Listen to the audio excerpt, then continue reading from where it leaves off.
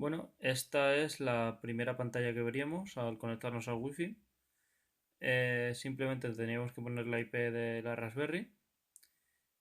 Sirve esta pantalla, es la web para comunicarse con la Raspberry, en la cual podremos configurar todas las alarmas. Como vemos aquí, tenemos tres configuradas, pero podemos añadir más, también los días de la semana.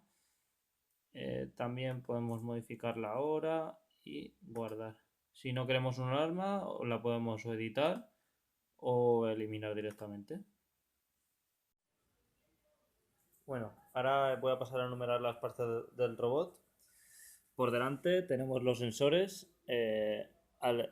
Arriba están los de proximidad y por debajo están los de suelo para evitar que se caiga. Después por aquí tenemos los botones de aplazar y parar. La Raspberry que controla todo el robot.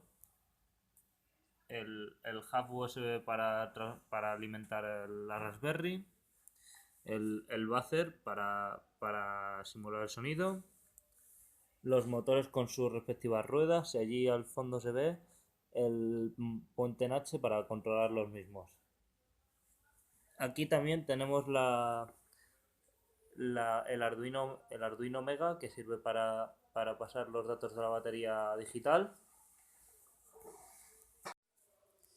Bueno, ya hemos explicado cómo va a ser, cómo se ponen las alarmas y hemos visto también cómo es el robot y sus componentes. Ahora vamos a ver qué pasa cuando se activa la alarma. En este caso sonará un sonido estridente y empezará a huir de ti.